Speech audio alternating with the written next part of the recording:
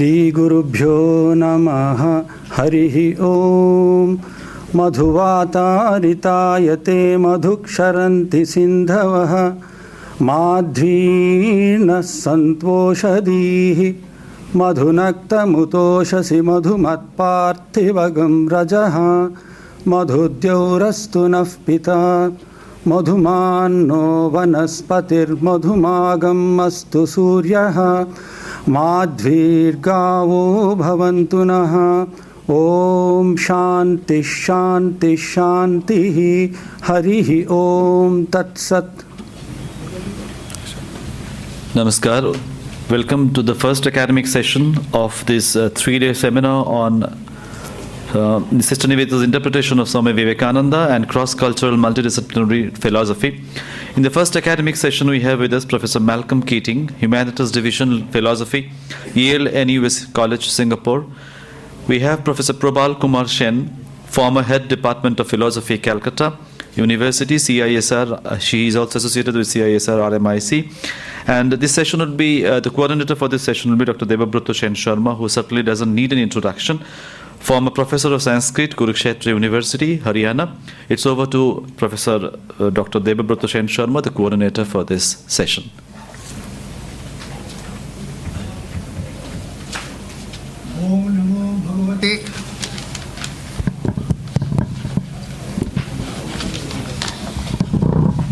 Om Namo Bhagavate Ramakrishnaaya. Friends, distinguished scholars, learned participants and members of the audience present in the hall, Shivananda Hall.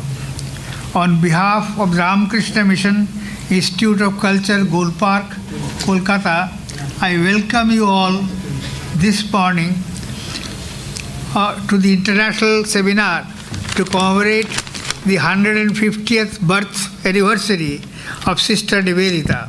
The subject matter to be discussed in this first academic session is cross-cultural multidisciplinary philosophy. The distinguished speakers who would present their learned papers in this session are Professor Malcolm Keating from Humanities Division of Yale NUS College, Singapore, and Professor Prabal Kumar Sen, former Head of the Department of Philosophy, University of Calcutta, at present associated with the Center of Indian Studies and Research, Ramakrishna Mission Institute of Culture, Gold Park, Kolkata. Both are well-known scholars who have made great contribution to the study and propagation of different schools of philosophical thought through their teaching and publication. Professor Malcolm Keating has chosen to speak on Mimamsa philosophy. The title of his paper is Kumaril Bhatta and Mimamsa Philosophy, with special reference to Gunavritti in Tantra Vartika.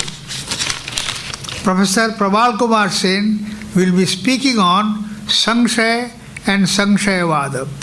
As the time allotted to a speaker for presentation of his paper is 40 minutes, I would request these learned speakers to finish their presentation of learned paper within 35 minutes, leaving 5 minutes for discussion or from a question answer, which will be answered only at the last session. I would request the members of audience to ask question or seek clarification from speaker only on the subject matter of the paper presented by him, not enter into any debate or discussion with the speaker on the subject matter dealt with in his paper. Perhaps this is not necessary. Now I will request Professor Keating to make his presentation. Thank you.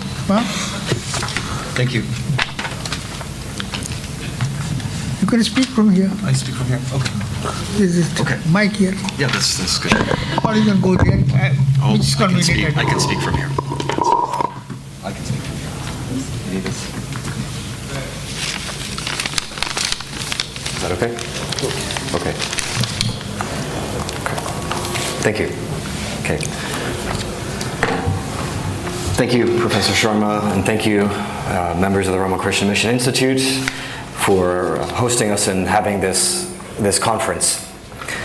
So today I will be speaking on Buddhists and Mimamsa on non-referring terms with reference to a particular example, the self as a sky flower, found in Kumaralabhatta's Tantravartika. So one thing I will note before beginning is that the abstract that you all have in your handout has a typo in it. And appropriately enough, it's a typo that involves a negation. So negations are hard, as we'll see in this talk. So the conclusion of my paper is that for Kumaralabhatta, the solution to problems of non-referring terms is that they involve gunavritti, or gaunavritti, not that they do not involve gunavritti or gaunavritti. So that's an important correction. The goals for this paper and larger project are to first show connections between epistemology, language, and logic in Mimamsa, in particular in looking at the Tantravartika, which is an important work of Kumaralabhatta that hasn't received as much attention as the Shlokavartika. So I'm starting to look at some discussions there on gunavritti, or secondary meaning. And in particular, I'm interested in the connections between what Indian philosophers call lakshana and gunavritti, and what contemporary Western philosophers might call pragmatics, often metaphor and metonymy, or metonymy and metaphor, respectively. However, as we'll see, secondary meaning is broader than just metaphor. It's important in a number of ways. So my goal in this paper is to look at the dialectic in the Tantravartika and get clear on what Kumaralabhatta is saying in this particular section. In the future, my goal is to make some more connections to Western philosophy, contemporary philosophy, and draw some evaluations.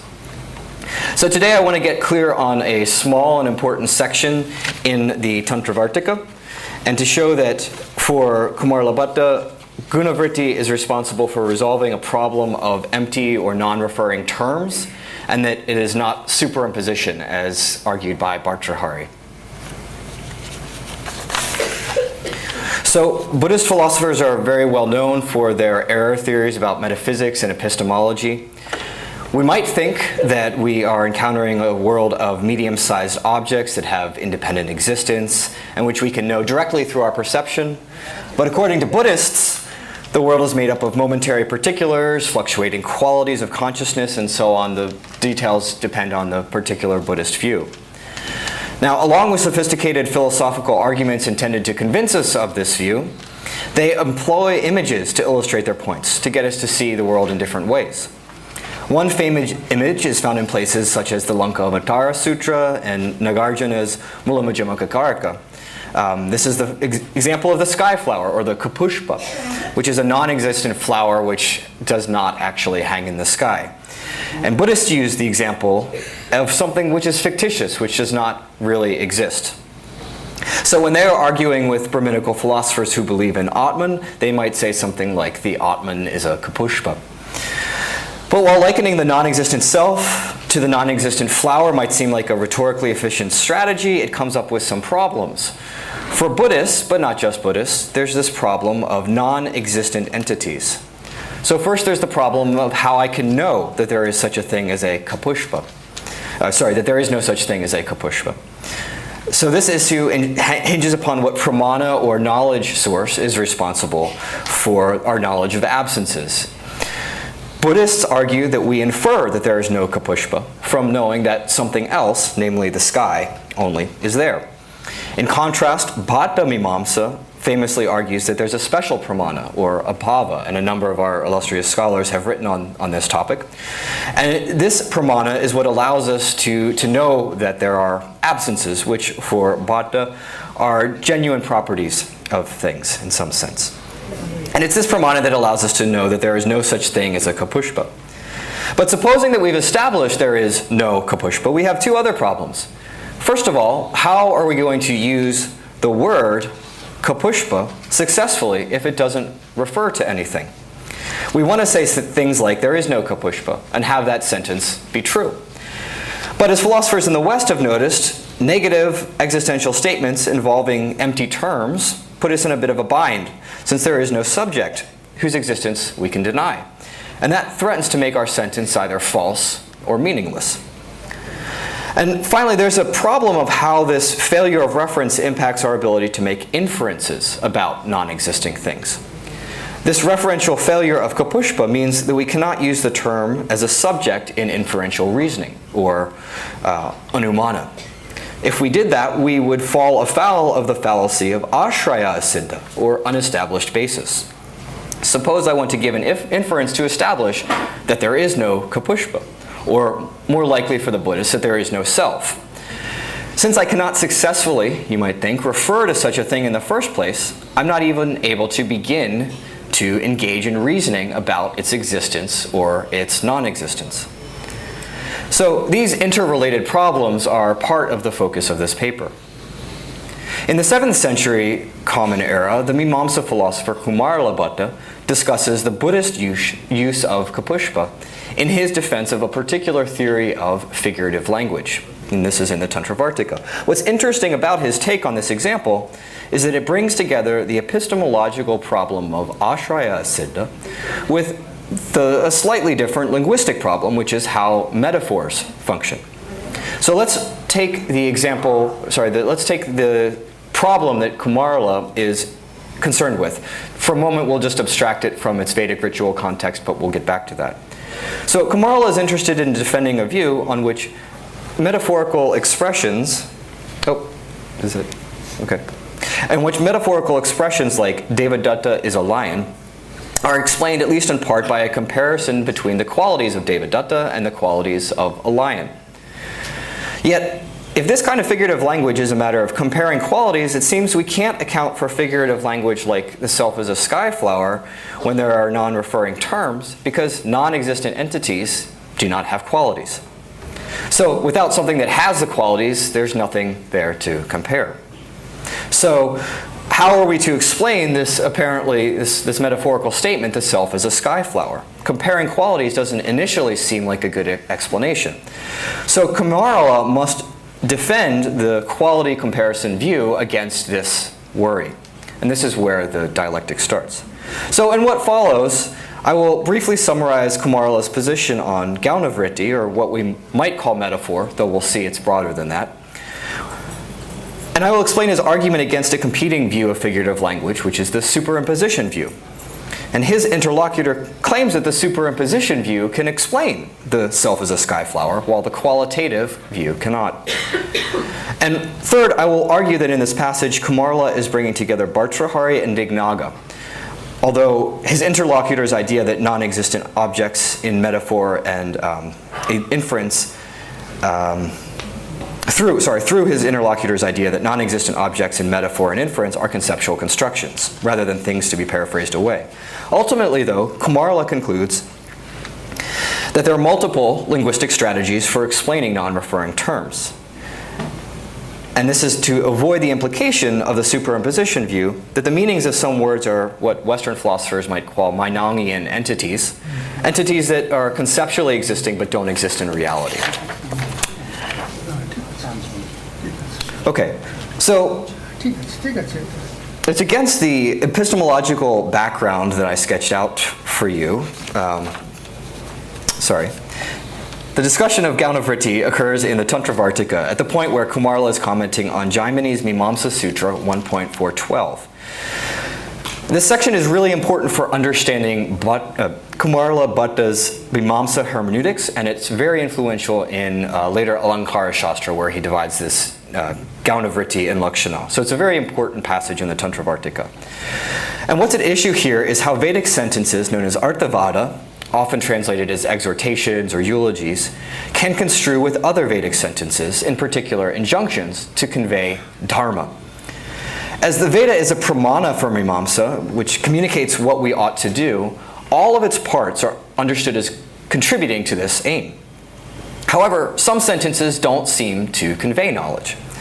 For example, Kumarla quotes a sentence from the Taittiriya Brahmana, which says that the prastara, or the grass bedding, is the yajamana, the sacrificial patron.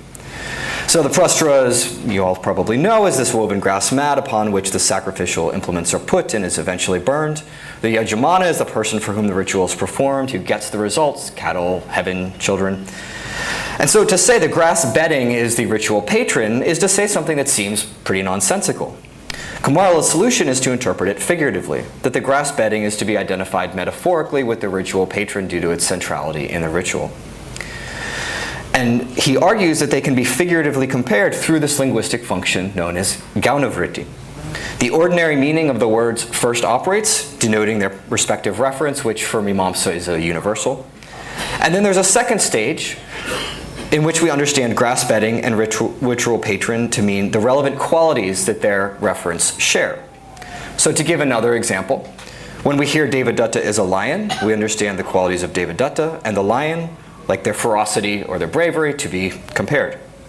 But it's important to note that in the Mimamsa context here, these sentences are aspects, not the Devadatta sentence, but the Arthavada sentences, are part of a testimonial knowledge source. And so they have to be intelligible and they have to be true. And what's at stake is epistemology. It's not just poetic comprehension. It's a knowledge source. And it's against this background that Kumarla takes up an opposing account of figurative language. And this is one where he doesn't cite its origin directly, but is probably indebted to Bhartrhari, the grammarian. Kumarla criticizes this view in detail in other parts of the Shlokavartika, in particular in the perception chapter. It's a well-known account known as the superimposition theory, which is the view that superimposition, or adhyaropa, and not gaunavritti, is responsible for sentences like prastara is the yajamana, or Devadatta is a lion. So on the superimposition theory, when someone hears Devadatta is a lion, she reasons in this way. Devadatta has properties like a lion does. His courage is like the courage of a lion. His killing in battle is like the lion's killing its prey. So in this way, I conceive of Devadatta with the nature of a lion being superimposed upon him. The way that he puts it, Kumarla describing this, is that there's conformity between the lion and Devadatta, such that I think that the lion in its entirety is an appropriate way to understand Devadatta. We might think of this as a seeing as, in some sense. However, and this is the key thing, I understand the words lion and Devadatta in their ordinary meaning. So fill in your favorite semantic theory here. For Mimamsa, it's going to be lionhood and, well, we'll set aside proper names for a second, but it's the Mimamsa semantics, we might think. And then we just superimpose. So one crucial difference between the gaunavritti account of Kumarla and the superimposition count is that superimposition involves one linguistic stage, the denotation of the primary meanings, and then there's a cognitive moment of superimposition. In contrast, in gaunavritti, there are two stages of meaning. The first is primary, and the second is qualitative. For Kumarla, for the superimposition theorist, this is going to result in confusion, or bhranti, and it should not be posited as the meaning of a figurative expression. In superimposing the lion on Devadatta, I evince confusion about what is a lion and what is Devadatta. It's like superimposing silver onto mother of pearl or water onto a mirage. Such confusion cannot ground the truth of statements which are essential to testimonial knowledge. So Kumarla first gives some straightforward accounts against the superimposition theory focused on the issue of conceptual confusion. And then he takes up an objection.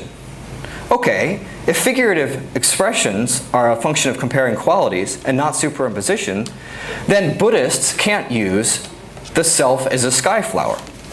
But it's implied that Buddhists do use this example, and so therefore figurative language must be a function of superimposition.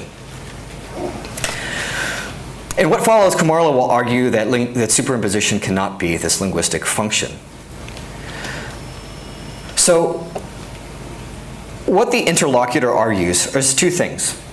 First, the non-referring term skyflower could not be used by the Buddhists if we accept Kumarla's qualitative view, because, as we've said, skyflowers don't exist and don't have qualities. Second, if a Buddhist were to assert To give another example, in the course of reasoning with Samkhya, there is no pradhana. Their denial would be self-refuting. So here what we see happen in the argument is that there's a shift from looking at just a metaphorical term to looking at a negation in an inference. These two are seen to be related problems. If we don't accept that the term pradhana refers, the denial is pointless. So according to Kumarala's interlocutor, the negation is aimed at something which is superimposed. So we explain pradhana and kapushpa as being superimpositions. And this would allow us to use the self as a sky flower in a metaphorical sense, and there is no root nature in an inference. So first, one thing I want to pause and do here is a little bit of historical work, because this is important in understanding the arguments. Who are the Buddhists that are being discussed here by Kumarala through Bhartrhari? If we look at the introduction to reasoning, the Nyayamuka, Dignaga presents an argument against the existence of the Samkhya pradhana. And in doing so, he uses the term pradhana in the subject of his inference. And this leaves him open to the fallacy of ashraya siddha that we've talked about. To avoid this problem, he takes up two different strategies. One is characterized as paraphrase, and the second is characterized as conceptual construction. Here in the Tantravartika, we see Kumarala, by way of his Purvapakshan, focusing on the conceptual construction strategy. And we'll see that Kumarala favors the paraphrase strategy. At this point in Dignaga's treatise, in the Nyayamuka, when he's talking about pradhana, he's explaining the requirement that when setting forth our thesis, we should show that the subject in question has a particular property by giving a reason which involves a different property. So for example, the fire and smoke example, which I'm sure you all know, exemplifies this principle. The thesis is that the hill has smoke because it has fieriness. And we say, when there is fieriness, there is smoke, as in the kitchen hearth. So the property of smoke is invariably associated with the property of fieriness, and we can reason from the latter established property to the former one to be proven. And we do this because the two properties are found in the same location, the hill. And the hill is the subject of our thesis, the Paksha Dharma. So we reason based on the principle that if something has fieriness, it has smoke. Dignaga's worried, though, that there are some inferential arguments that take this form. Pradhana has non-existence because pradhana has non-perception, anupalabdhi. And since pradhana is the subject of this thesis, if it does not exist, we might think that there's a fallacy here. If we can't find two properties, non-perception and non-existence, in the same subject, we can't make our inference. So we fail to have properties present in the same locus. So how are we going to reason about pradhana?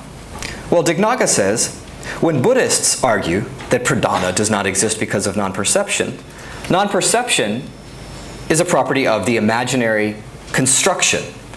So it is not a property of pradhana. Pradhana doesn't exist. But he says, kalpitasya anupalabdhir dharmaha. So the imaginary construction is the one which is not perceived to exist and has that property. So here, Dignaga attempts to circumvent this flaw of ashraya siddha by appealing to something which is kalpita, or an imaginary construction. And this kalpita is what has the property of non-perception, not the pradhana. So this rejoinder attempts to go through the horns of the dilemma raised for the Buddhist by Kumarala's interlocutor, that either our denial is contradictory, so an existent pradhana, or it's futile, a non-existent pradhana. Unfortunately, this line of reasoning that Dignaga raises is not explicitly developed by him in this section, and not elsewhere. Dharmakirti, when he quotes this section in his Pramanavartika, doesn't elaborate on it. And as Katsura has pointed out, by the time of the Pramana Samuchaya Vritti, Dignaga has explicitly rejected the possibility that you can use pradhana as the subject term in an inference. So he seems to move away from this view. So while we don't have Dignaga's account of this possible reply and how it might work, we have Kumarala's reconstruction in the mouth of a Purvapakshan. So it's a few levels deep, but it's interesting. So while it's inconclusive, the text of the Tantravartika is suggestive as evidence that Kumarala has in mind the Nyayamuka passage. In describing the problem for the Buddhists, he says, there is no use for the Buddhists in denying the root nature pradhana, which is an imaginary construction of the Samkhya. So he says, Samkhya adi kalpita pradhana adi nishedhe. So it's not an exact quote, but the presence of these three key terms, Samkhya, Kalpita, and Pradhana, together in this context, suggests that the Nyayamukha may be the context, or one of them, in which Kumarila thinks his interlocutor's worry will find their force. Thus, Kumarila seems to be here echoing Dignaga as he does elsewhere in his work, in particular the Shlokavartika, although he goes beyond him in identifying Bhartrhari's solution for how the Pradhana can be Kalpita. So, given the embedded dialectic here, it's important to keep these interlocutors distinct. The superimposition theorist represents the views of Bhartrhari. So the arguments for how superimposition works depend on Bhartrhari's understanding of semantics and its relationship to superimposition. However, these arguments are being employed in order to explain how Buddhists can engage in particular arguments about unreal entities. So the claim that pradhana is an imaginary construction is one put in the mouth of the Buddhist, and it's being explained how it works by Bhartrhari. And of course, Kumarila is using this whole thing to explain how his view is superior. The superimposition theorist's idea is that the cognitive process of ajarupa, superimposition, can help us conceptualize non-existent things like a pradhana or a sky flower. So this is not apoha here. This is not the Buddhist theory of apoha. This is Bhartrhari's ajarupa being used for the Buddhist. So Kumarila's interlocutor, Bhartrhari, gives two possibilities for what it is that forms the object of superimposition. So the first alternative is that there is a universal, a jati. And the second is that there is a rupa. For superimposition to function, we need to have some object which is superimposed on a subject. So this is what we're trying to work out here. So here's how Kumarila characterizes Bhartrhari's first option, that there's a jati being superimposed. He says, according to you, Bhartrhari, what is understood to be the superimposed object is like the universal lion.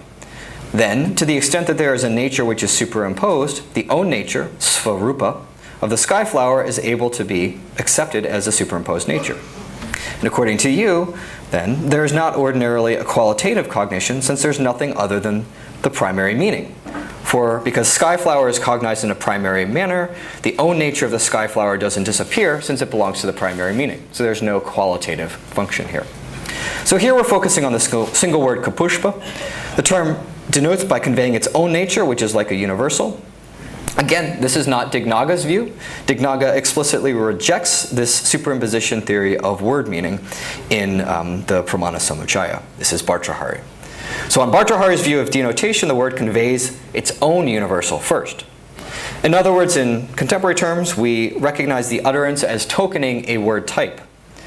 The universal belonging to the meaning is then superimposed onto the class. So take the case of lion. We recognize that the individual utterance of the word lion, my saying the word lion right here, right now, is the same as all other utterances of that word lion. When Kumarila says it, when someone else says it tomorrow. So that universal is what is superimposed upon by the universal of lionhood, the thing in the world. So take the case of skyflower. We recognize that the individual utterance of the word skyflower is the same as all other utterances of the word. However, then we have a problem. If we're dealing with a genuinely non-existent object, there is no corresponding universal which can be superimposed onto the word universal. Kumarila points out that we haven't seen more than one skyflower, nor have we seen any, implying that to categorize them as belonging to a universal which inheres in many things would be incorrect. So we can't say that a universal is being superimposed. So the first horn of the dilemma is being denied. Excuse me, 5 yes, minutes. 5 minutes? Okay. The second alternative for what is superimposed is the nature of rupa, or another genuinely existing object. And I think that this is on the view where a skyflower is conceptually or imaginatively constructed. So again, this is Bhartrhari, and so what he says is that the nature of something known, like a pot, is what is superimposed in the case of the skyflower, and this is not qualitative. So while there may not be a skyflower universal or a pradhana universal, when the Buddhist uses the word skyflower or pradhana, she's remembering some other thing that is real. This is a construction of a new concept from some previously perceived things.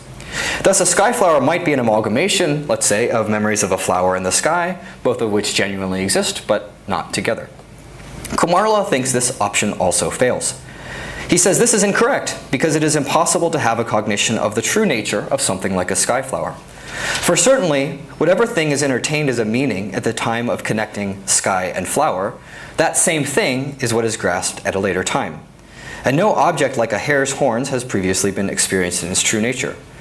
Nor is it that through the grasping the true nature of something else, a relationship, a compound relationship, is grasped between things like sky and flower. What is entertained is a connection of meanings between these two, but it is not qualitative, rather it is cognized as having a primary nature. So he gives two reasons to reject the memory of a genuine object approach. First, we can't recall to mind a genuine memory of a sky flower, since such things don't exist, but that's obvious. The Purva-Paksha doesn't think that's what's going on either. The more plausible account is that there's a combination of memories into a conceptual construction. However, Kumarla thinks we can't explain the compound relationship between sky and flower in this sense. And this has to do something with the way that we understand the relationship between the parts of the compound, ka-pushpa. The relationship between ka and pushpa is semantic. And as our first step in comprehension, we are not going to draw on our memory of something else. Rather, we are guided by the meanings of the constituent parts in the relationship. And so thus, we combine the referent of sky and the referent of flower in some manner. So the focal point here is that we are not engaging in in superimposition, because these words are used in their primary sense. And the compound combination, this is an important point that's grammatical, is determined by grammatical constraints of compound construction. And for Mimamsa, the first step is not to understand them in their case relationship. So we don't have time to get into the various options which Kumarla gives, but he gives 5 different paraphrase kind of options. All of these are options on which Gaunavritti or some kind of secondary meaning is implicated. And the one I want to draw your attention to is number 4, connection. So, number 3, metalinguistic, I apologize. What Kumarla does is he draws our attention to the compound Raja Purusha. And this is a compound that is used as an example several places of how Mimamsakas understand compound construction. Now, you might think that the first step in understanding this compound, king's man, is to say what kind of case relationship is going on here. That's not right for Mimamsa. First, you have to understand Raja and Purusha in their primary meaning. And then you have a second step, which is a sort of indicatory step, where we have to understand what the case relationship is. So the qualitative function is occurring within the compound here. And what happens is there's different options here. Again, don't have much time to get into them. But one thing that might happen is you understand the negation either as being within the scope of the compound. So I understand sky and flower in their primary meaning, and I try and put them together, and I say, there's an obstacle. So I have to understand them secondarily within the compound. Or I understand them in a general sense. There's a sky and there's a flower, and then the negation takes scope over that. But we never actually put sky and flower together in the sense of the sky, which is in the locus of the flower. So it is a case of Gaunavritti, or secondary indication, secondary function, and not superimposition. So the upshot for Kumarla is that we don't have to rely on some kind of strange thing, some kind of superimposed conceptual entity which seems to exist in some way but doesn't seem to exist in another way. We can linguistically paraphrase sky, flower, or pradana, and use that as a way to understand the negation and the metaphor of the sky flower. So in future work, I will look at these 5 options in detail and flesh them out, and then make some connections to Western philosophy. At this point, I'm out of time, and I'd like to thank everyone for your attention. Thank you very much, Professor Keating. Now, since I announced that you can put 1 or 2 questions, seeking clarification only, don't enter into debate, because there is a session, I did not know there is a session on the tomorrow, last day, for question and answer and discussion. So you can ask, since I have announced, So you can ask one or two questions seeking clarification only on the paper presented by Professor Keating. He has a question. Is there a mistake in your, can you go to the slide, the last slide? The number 3, metalinguistics seems to be the same as number 4, connection. Is that correct, or is that the negation is denying the compound has semantic connection? You say that on number 4, and you say the same for number 3. So there's a question of clarification. It could, let me see, I'm looking, I made these slides right before I spoke, so it's very likely that there's an error in here, you're right. So what should the metalinguistic be? So the metalinguistic should be, and I'll just read from the paper here. What he says is number 3. If you've grasped the connected meanings and have understood the general meaning of the compound, like the example Raja Purusha, then by engaging in the memory of the objects 60 times, there is not anywhere a horn by its being absent. He's using hare's horn as the example. So that compound which was earlier communicated is blocked as having any basis for connection. So yeah, that should be number 3. And then he says, or else it being pointed out that without the compound it has as its substrate the hair, and the horns are understood as those in a cow. The words there is no conveys that there is no connection between the two, and therefore the phrase hare's horn, which has a previously experienced connection, communicates that same absence. So I take it that the difference is whether the compound itself communicates the absence, or whether there is a something bhadita in the compound itself. I think that's what's going on. Yeah, so that's probably an error. Thank you. Thank you very much.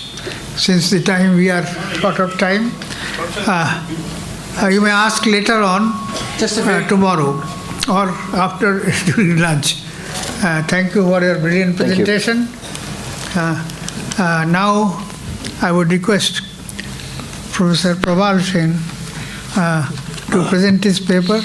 Professor Prabal Sen is very well known person in the field of philosophy. He has been professor of philosophy in University of Calcutta. He had all his education in Oxford. He obtained his PhD degree in Oxford. No, I didn't get a PhD degree. I was there for some time. You were there. Okay, I did not know that. So now I would request Professor Prabal Sen to present his paper. The title of the paper is Sangshay and Sangshayabada.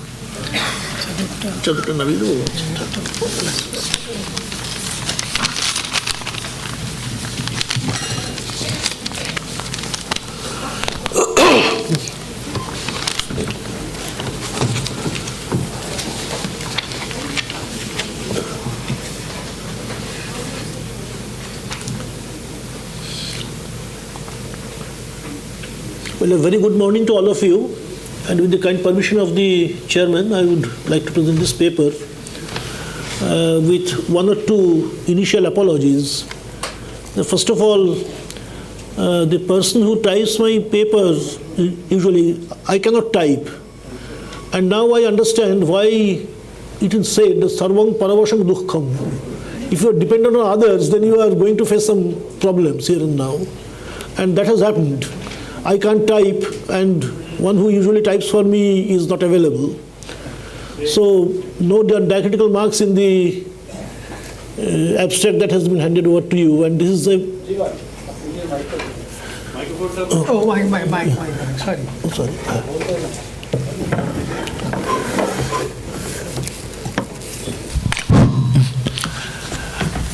So that is a lapse for which I beg to be excused.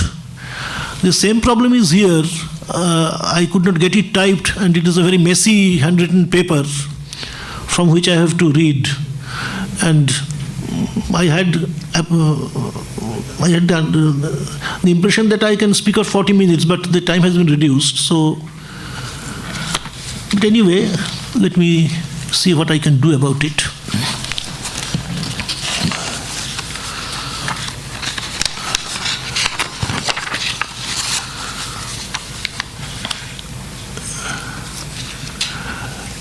Now, first of all, the point is that Samshaya or doubt is a type of cognition, and it's usually considered to be an aprama, not a proper knowledge. Then why spend so much time and energy on it? The point is that, and here is one more thing, that to the best of my knowledge, the maximum amount of analysis and discussion about Samshaya has been done in two schools, the Nyaya and the Vaisheshika schools, especially the Nyaya school. And there is one good reason for that. Because the Nyaya Sutras proceed by a definite procedure. It says, Tribidha chasya shastrasya pravrittihi, uddesho lakshanam parikshacha. That the first step is to mention a certain topic that you are going to discuss, then you define it, and then there is pariksha. You critically examine the definition that has been given, and if possible, also discuss the possible subtypes of the thing that you are going to define. But any critical inquiry presupposes some doubt about it. Because if you are sure about certain things, if there is no difference of opinion, then what is the use of discussing it? The point has been put very beautifully by Vachaspati Mishra in his Bhamati. He starts his Bhamati with this sentence, Athajat asandigdham aprayojanang va natat prekshavat pratipitsa gocharam. That if a thing is such that there is no doubt about it, or if it is something totally like the sky flower, which is aprasiddha, or which doesn't serve any purpose, like Koratadantava, and he gives you two examples. That just as the pot that is out there in broad daylight, nobody wants to inquire whether that is a pot or not. Everyone knows. And Koratadantava, the teeth of a crow, they are non-existent and they don't serve any purpose. And so any critical inquiry presupposes some doubt about it. And that is why in most of the sections dealing with Pariksha, they start with a Samshaya Sutra, where the doubt that leads to the inquiry on that particular topic is mentioned. And in those sections where there is no specific Samshaya Sutra, Vatsyayana, the author of Nyaya Bhashya, invariably supplies the doubt that occasions discussion on that topic. So it is called Nyaya Purvanga. That inquiry should start preferably with a doubt. Then you know what the alternatives are. Otherwise, it is very difficult to discuss a topic. But the point is, even though doubt may be the starting point of a discussion, our discussions should not end with a doubt, because then the entire discussion will be thought to be infructuous. It won't serve any purpose. We have not been able to come to a conclusion. So there must be some way of resolving the doubts that we have. That is the attitude with which the Nyaya Vaisheshika system discusses these issues. So that is the reason why they discuss it so much. Even if you see any of the later tracts like Raghunatha Shiromani and so on, they start with a Vipratipatti, that what are the alternatives here? So that way, anyway. So the point is that cognitions have to be discussed for one more reason, because all our behavior, be it physical, be it linguistic, they are controlled by our cognitions. Sarva vyavahara hetur guna buddhir jnanam. So, but even though cognition is so important in our lives and we don't have any doubt about its existence, there is a lot of doubt about its nature, its types, and other functions. For example, there are these these issues that are being raised about cognition, that is it savishaya, that is invariably connected with some object, or is it nirvishaya, that there is no essential connection between a cognition and its so-called object? Then is it sakara, does it have an intrinsic form or structure of its own? Or is it nirakara, without any structure of its own? Then is it swaprakasha? Can a cognition reveal itself? Or is it paraprakasha? Or is it revealed by a subsequent cognition? Then is it capable of revealing itself as well as something other than itself? Is it swaparabhasi or not? And so on. So these are important issues, and we will often see that answers to these questions will determine the sort of system that we are building. And there can be various combinations here. I will just point out one of them. For example, you see, if you say that cognition is savishaya, nirakara, paraprakasha, it becomes a very die-hard sort of realistic system, that cognition has very little autonomy. It can only reveal the object, it cannot reveal even itself. Not to speak of cooking up objects. But if you say that it is nirvishaya, sakara, and swaprakasha, then you end up with something like the Yogacara system, where cognition reigns supreme. Object is virtually of no importance. So anyway, so our attitude towards cognitions in a way determines the sort of system that we are going to build. But let them be as it may. Let us come to other issues. Now, this cognition may be classified according to various criteria. For example, one way is to say that it is either qualificative or savikalpaka, or non-qualificative, nirvikalpaka. Then it is either veridical, yathartha, or non-veridical, or yathartha. Then another way is to say it is either verbalizable, vyapadesha, it can be expressed in language, or non-verbalizable, or vyapadesha. Then it may be characterized by certitude, nishchayatmaka, or not so characterized, anishchayatmaka. Then it can be reproductive in nature, smaranatmaka, and non-reproductive, anubhava. Then it can be either direct or aparoksha, or direct or indirect paroksha. And finally, we have a discussion that whether a cognition is a prama or aprama, or outside this division, prama, aprama, bahirbhuta. Now, with all these things in place, let us see how to characterize Samshaya. Now, we can see that Samshaya is considered to be qualificative, non-veridical, verbalizable, characterized by lack of certitude, non-reproductive, and aprama. Whether doubt is always direct or aparoksha in nature, or may in some cases be also indirect, paroksha in nature, is a matter of dispute. We now mention some topics that will be discussed here. That one is definition of doubt as given in the Nyaya Sutras and Vaisheshika Sutras, and I am turning to that.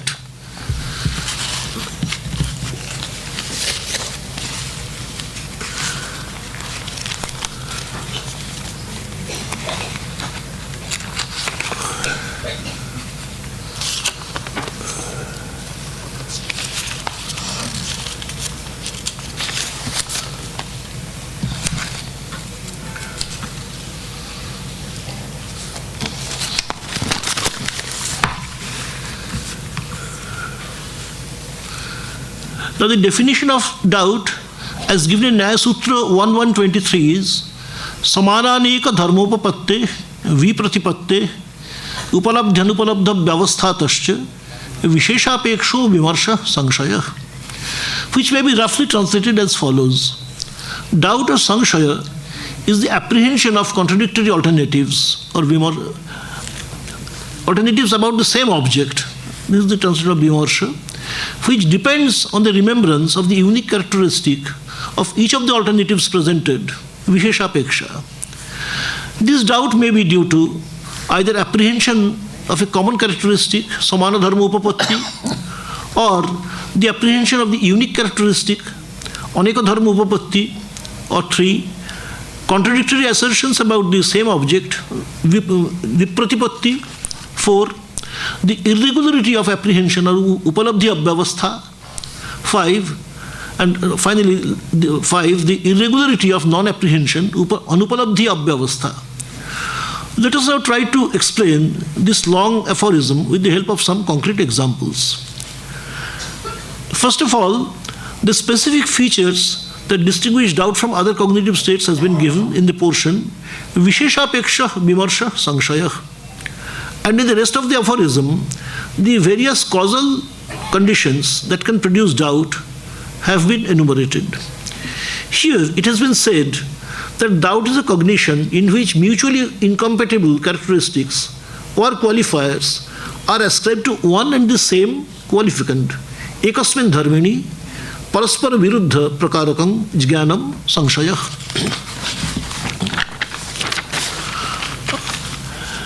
Such a cognition, so to say, wavers or oscillates between two or more incompatible characteristics that are simultaneously ascribed to the qualificant, and accordingly it has been compared to a swing, dola, that moves alternatively in opposite directions, and that there are such cognitions can be ascertained by each of us through internal perception.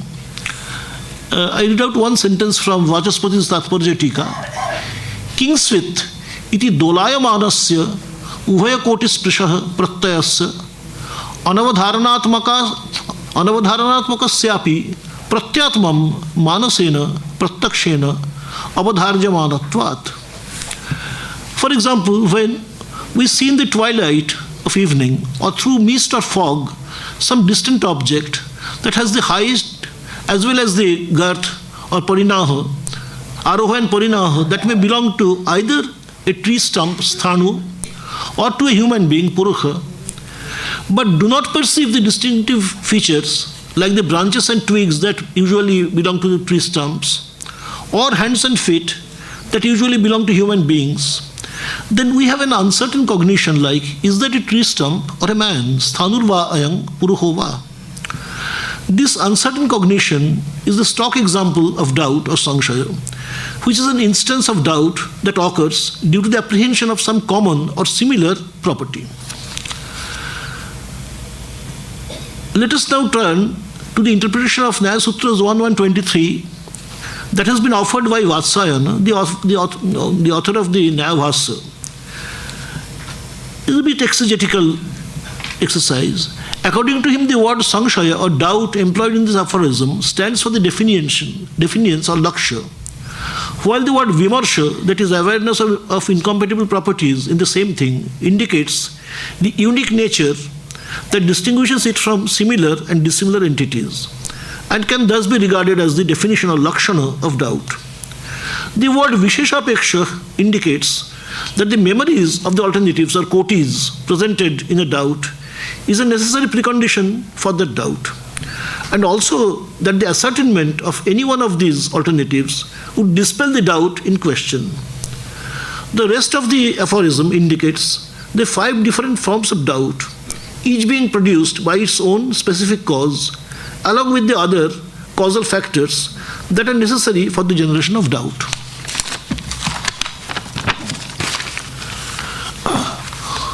We have already stated that doubt of the form is that yonder object, a tree trunk or a human being, is an example of the first of these 5 types, and that this doubt is caused by our awareness of height, etc., that are related to some human being as well as to some tree trunk, and can thus be regarded as their common property, samana dharma. When 2 entities are known to be related, please note this, when 2 entities are known to be related, I am not saying just related, the cognition of one of these relata can cause the memory of the other relatum, Eka sambandhi jnanam, apara sambandhi smarakam. Accordingly, the apprehension of the said height, etc., lead to the recollection of both human being and tree trunk.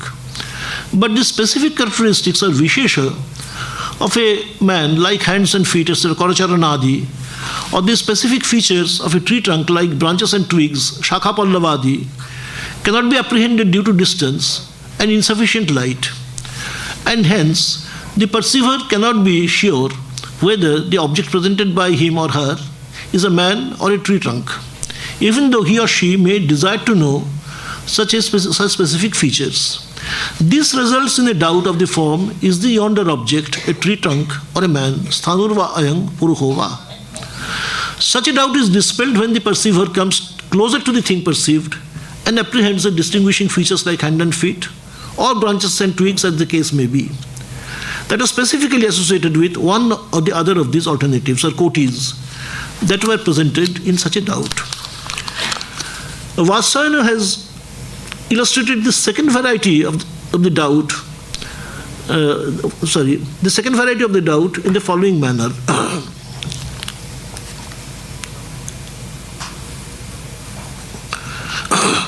When a piece of bamboo is split into two parts, or when a piece of cloth is torn into two halves, a rasping sound is produced. Such a sound has disjunction or vibhaga. When you're breaking it up, there is disjunction between the two parts, or vibhaga, between those parts as one of its causes. This property of being caused by disjunction, vibhaga jatva, is a unique property or asadharana dharma of such a sound. Here one has also to recall the fact that according to the Nyaya and Vaisheshika schools, all the entities of this world may be classified under 7 categories like substance, dravya, quality or guna, movement or action, this is karma or kriya, then universals, samanya, particularity, vishesha, inherence, samavaya, and negation or absence. Among them, the first 6 are positive in nature or bhavatmaka, while the last one is negative in nature, nishadhatmaka. Among the positive categories, the first 2 can be either eternal or non-eternal, nitya or anitya. The third one, namely karma, is invariably non-eternal, while the 3 others, namely samanya, vishesha and samavaya, are eternal.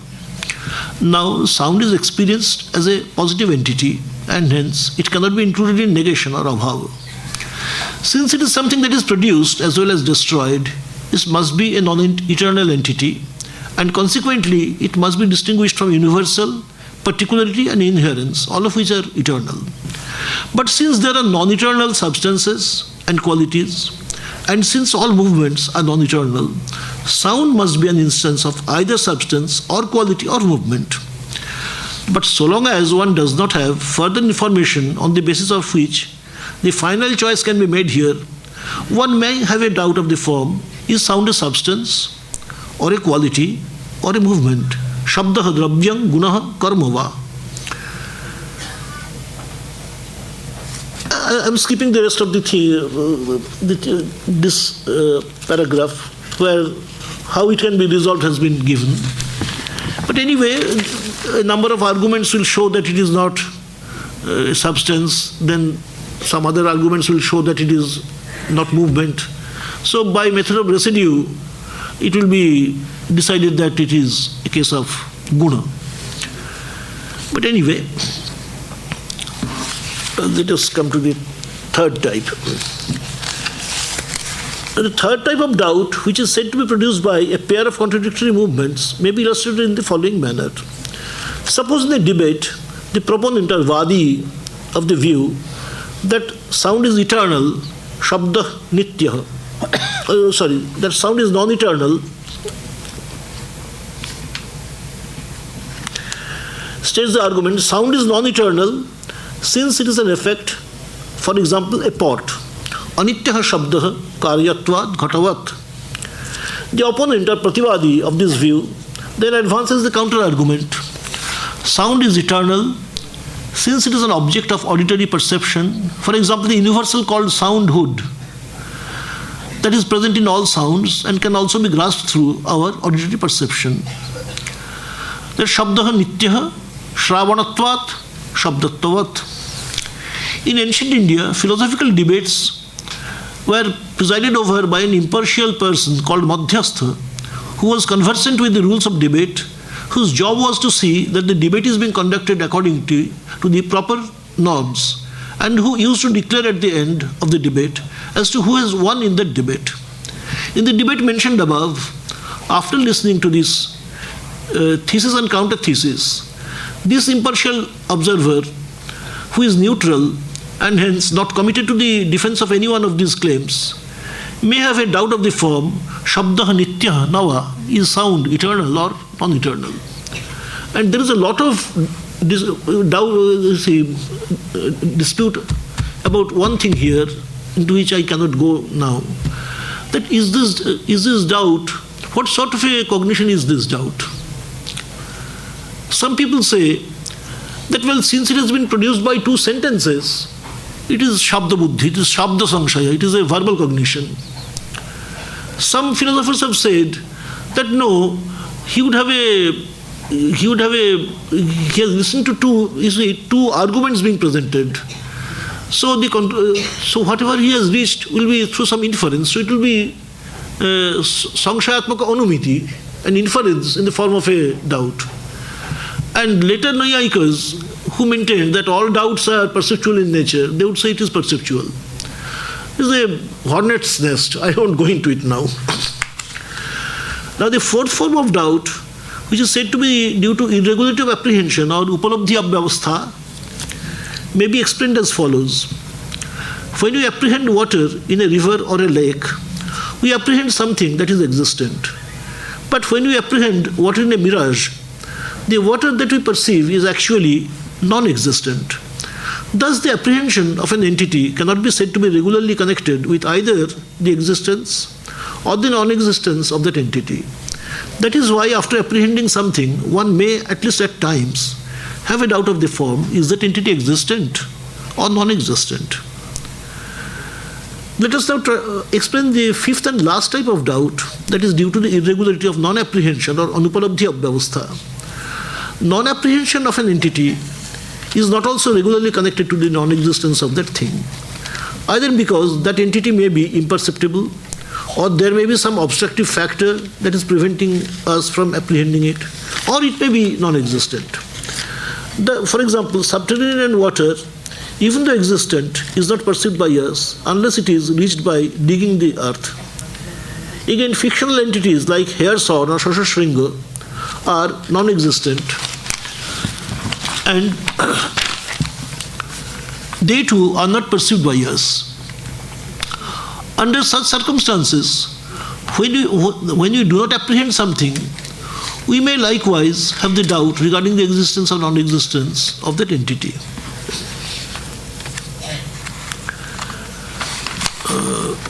The Vaisheshika definition comes very close to this definition. I am not repeating it or reading it out, but would only say that Prasastapada, a very prominent Vaisheshika author, instead of dividing Samshaya into 5 types, he says there the definition was according to the causes.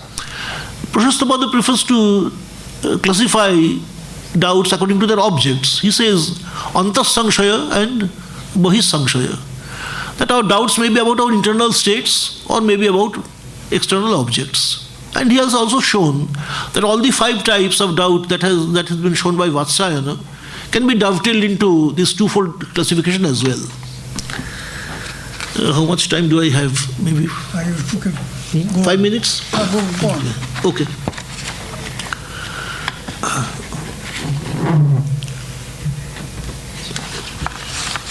There were some sections where I tried to show how Samshaya can be distinguished from other forms of cognition like Samuchaya, Samuhalambana, Brahma and so on, but let that remain. I have to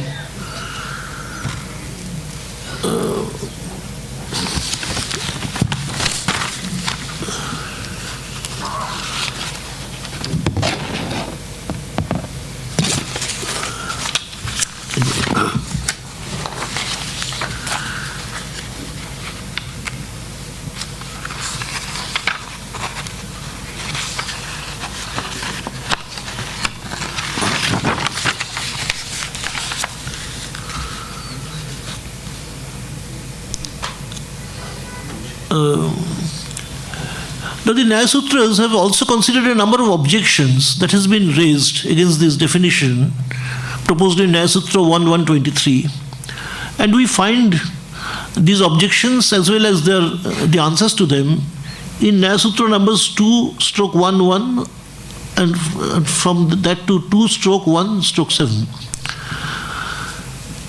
And in summary, it can be put like this: the different causal factors that have been said to be capable of producing doubt cannot actually produce any doubt. And in the absence of any genuine cause of doubt, doubt cannot be produced at all. And hence, there must be total absence of doubt, asankshaya. Let us see how this argument has been presented.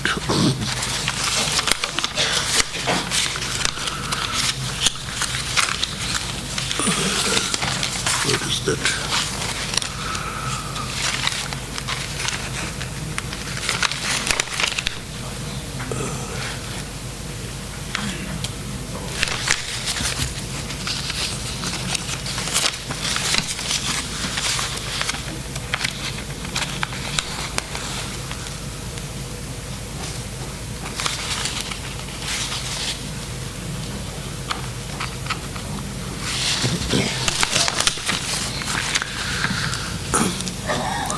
So, let us now consider the objections raised by some opponents against the Nyaya account of doubt. In Nyaya Sutra 1.1.23, Somana Dharma Upapatti and Aneka Dharma Upapatti have been stated to be the respective causes of two different types of doubt. Now, the term Upapatti may mean either existence or astitva or apprehension, jnana. The opponents now claim that this view of Gautama cannot be admitted, irrespective of the ways in which the term upapatti is understood here. Thus, the mere presence of a common property or uncommon property in an entity cannot be the cause of doubt about that entity, because otherwise, one who has not even apprehended a distant object or even heard any sound will have doubts like, is the yonder object a man or a tree trunk, because the common properties are there? Or is sound eternal or non-eternal, because the uncommon property is there in the sound, whether I know it or not. And so if, irrespective of our awareness, these properties can cause doubt, then we are going to have strange situations like this. But such a supposition is contrary to the facts. The situation is no better if we take the term upapatti in the second sense. We cannot be aware of only the characteristics of a thing and be ignorant about the thing itself. For example, I cannot perceive only the color of a flower without seeing the flower at the same time. But in that case, while apprehending with certainty the common or uncommon property of a thing, we must also be certain about the thing itself, which totally rules out the possibility of doubt about that thing. The Nyaya Sutra 1.1.23 also claims that vipratipatti, that is a pair of contradictory statements about the same entity or upalabdhi vyavastha, and anupalabdhi vyavastha are also causes of doubt. But this claim has also been challenged by these opponents. They point out that neither the mere presence of the pair of contradictory sentences nor the knowledge of the meanings of such sentences can be the sufficient condition for producing a doubt. Because if we admit the first alternative, then such a pair of sentences, when uttered, will produce doubt in a person who listens to that pair of sentences, but is ignorant of the language used for expressing these sentences. Now, obviously, the sentences are there, and the person who listens to them has an auditory perception of those words, but he doesn't know what the meaning is. Obviously, no doubt would be presented in him. So if we say that just the presence of those vipratipatti vakkas is enough, then there should be doubt in his mind, which is not the case. In the second case, the hearer would be certain of the fact that the two persons uttering these two sentences hold opposite views. How can this ascertainment lead to a doubt? Because how can the cause and effect be so disparate in nature? Finally, since every object can have some common property as well as some uncommon property, there would always be doubt about that object, whether or not we are aware of their property. This is said that there will be attanta samshaya. So there will be no end to doubt. It will go on and on. Because you see, even if we try to dispel the doubt with the help of some other cognition, that also would involve our knowledge of some common or uncommon property. That will again lead to doubt. So let me come to the conclusion. I cannot take up the other form of skepticism now due to short of time. That Gautama has sought to answer these objections in Nyaya Sutra 2, 6 and 7 by pointing out that most of these objections are based on misinterpretation of the Nyaya Sutra 1.123, where Visheshapeksha, that is to say the memory of the contradictory alternatives, has also been stated to be a major cause of doubt, and the opponents have not taken this into account while putting forward these objections. Thank you for your kind attention. Thank you very much. Please excuse me for this scrappy presentation. Thank you very much.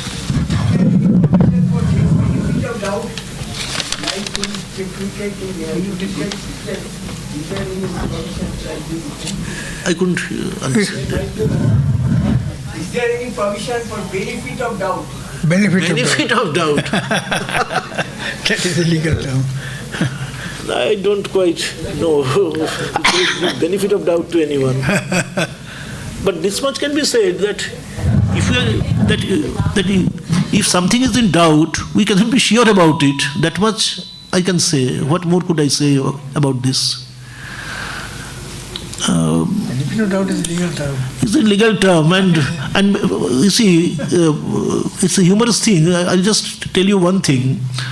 One of my students, who is quite well known these days, Arindam Chakraborty, he has recently requested me to write a full-fledged paper on doubt, and with the suggestion that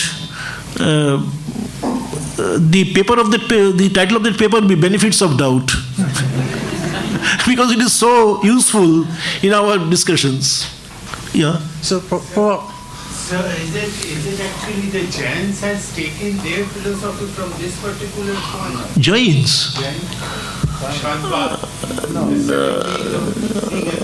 No, I don't think so. You see, I'll give just one answer from as far as my knowledge goes.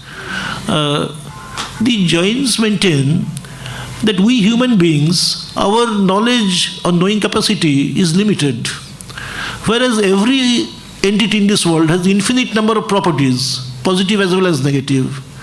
So unless we become omniscient, and that is not possible till we have shed all our karmas, unless our soul has become totally purged of our karmas, we cannot be omniscient, because that is what hinders our cognition or our knowing faculty. So only the Kevalin or the liberated person can know everything. Otherwise, you see, and that is why they would say that don't make an absolutist claim. If you say this is eternal and nothing but eternal, you can say, and they more or less argue, you see, take this example of this blind man and the elephant, Andhagajannaya, that due to their blindness, with their hands they could only touch particular portions of the elephant and go on describing it in different ways. I think that more or less explains their way, why they went to Satyavada, because the Sat is not a mark of doubt. So I have a question about. I think Mr. Vaidya had a question. Okay, since I have the mic. Looking for an explanation, as a theory of doubt, looking for an explanation of what is, or perhaps what might be the structure, the cognitive, perhaps not even cognitive structure, or phenomenological structure, an epistemic structure of doubt. In the West, it's not about cognition at all. It's cognition might be a contributing factor to it, but it's really the discourse turns more on belief. That my cognition might actually tell me something. I could describe, here is a dead, I see a dead bird, but I still have doubt about whether or not it's dead. Now that's not, the second part is not about another cognition. It is really about a belief whether or not I can form a proposition about this. So how is it that the Indian theories never got to that point? Why have we stayed with cognitions rather than what seems to be the case in our phenomenological description and so forth? It's really more about a belief state. I get your point. The thing is, you see, I have come across some expressions which come close to belief, but somehow or other I have never found that coming into these epistemic discussions. For example, aham vishwasimi, that is a perfectly legitimate expression in Sanskrit. That's my belief. I believe that is the case also. Or nayam vishwasa yogya, he is not trustworthy. But somehow or other, this entire question of propositions, things like, you see, propositions, and they would believe in sentences. They would believe in things. But these tertiary entities like propositions and so on, and our beliefs about them, this has somehow never captured the imagination of the Naiyayikas. Maybe the Vaiyakarnas might have something like that. I am not very sure. When they speak of these Bodharthas, that when you say that the sky flower is not fragrant, they would say that it is a Bodhartha. It is not out there, but it's there in your mind.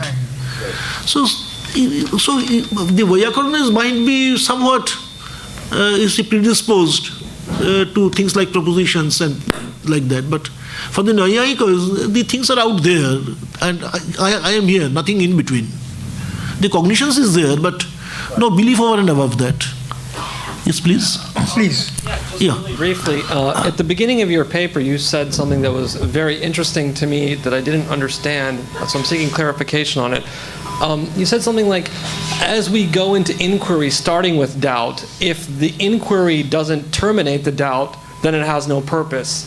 That doesn't sound correct to me. I mean, a lot of the other things you said in your paper sounded brilliant to me and very worth engaging about the nature of doubt from a different perspective. But it seems to me like an inquiry can start with doubt, and the fact that it doesn't terminate with doubt can actually be a good thing because it can lead to suspension of judgment. So I don't know if this was an integral, important part of your paper, but I think you said something like this about the role of doubt relative to inquiry. No, you see, I get your point. You see, what I tried to say was that if we remain satisfied with that, well, we are in doubt, so things are fine, let us end there. So doubt leaves us in a dissatisfied state of mind. We are not satisfied. We have to go on. Somehow or other, we always seek certainty. That is what I was trying to say. It may be that under certain circumstances, things turn out in such a manner that evidences are not coming forth. Evidences are not forthcoming. I don't really know. I would try to resolve it, but I don't have the data or the information that could enable me. Things can be like that, but what I would try to say is that such a situation is not very desirable. We try to get out of it. We cannot remain satisfied with that. Very well, let there be this doubt. That's what I wanted to say. Thank you. I think it would be better, I'm suggested by him, it is better if we translate samsaya as indecision rather than doubt, because doubt has a negative ring. Yes. I doubt what you say. So here there may be a suspension, but in indecision it remains open. Yes. You may consider my suggestion. No, I'll just give one answer. I don't know whether it will satisfy you. You see, I think indecision comes very near to anadhavasaya of the Vaisheshikas, that you don't have any alternatives. That you say, what is this? I am looking, what sort of thing is this? So that would also be indecision. Would you say that? Indefinite cognition. That is indefinite cognition. I see. Indefinite cognition. I see. Okay. I take your point. Thank you very much. Either there is, in the case of belief, there is no doubt. It is nischayatmak jnana. belief is nischayatmak jnana. It may not be true, but I see. nischayatmak. And nischayatmak and samshayatmak. They are contradictory. That's right. And so these are two, different things. One, But I think if he there has is another one, question. there That cannot whether be the another. Americans would at all admit anything like doubt. It's like belief. And doubt and causal conditions for doubt, of course, you have the common perception of common characteristics, uncommon or contrary, contradictory expressions, meaning understanding the meaning, or I could not get from your talk, higher order doubt leads to lower order doubt. For example, doubt about the truth of a cognition leads to doubt about the object of cognition. You see, I could not come to that. This Pramana Samshaya, Sure. I had to leave out due to shortage of time. Okay, that's all. Because that is Samshaya Vada proper. That is skepticism proper. So this is Pramana Samshaya. Thank you very much, Professor Prabal Kumar Sen. After hearing these two scholarly papers on the philosophy of Bhatta Mimamsa and Buddhist position and the Nyaya Vaisheshika position on doubt, two distinguished scholars from Singapore and Kolkata, you will agree with me that we have learned a lot about the thought projections there and their contribution towards enrichment of their philosophical thought.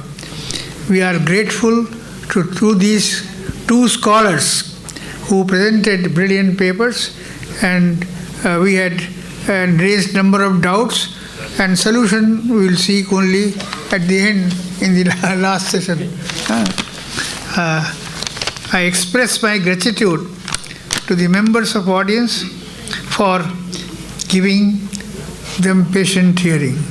Thank you very much. And thanks for all the questions that you put.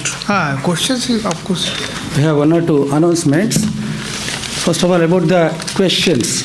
Yes, inquiry leads to the truth. But there is a time, space and causation, time limitation is there. We have to stick to the time. 40 minutes allotted to the speakers. Out of that, 35 minutes they will present and 5 minutes meant for question answer. And there is one more question answer session, interactive session on the last valedictory session, that is on 4th, between 4 and 4:30 p.m. This half an hour meant exclusively for question answer. Okay. In addition to these, after every talk, just one or two questions, and the rest of the questions will be attended at the time. You can even give in the form of slips in our reception. They will collect it and pass on to the respective speakers. That is one thing. Another thing, yes, we are deprived of listening to the full-length talks of the main speakers. They are hurt and we are more hurt. We cannot listen to their full length. They have come prepared. So, one solace is we are going to publish all the proceedings in the book form, say within few months. So there we hope to see the full length speeches in written form. Okay, thank you very much.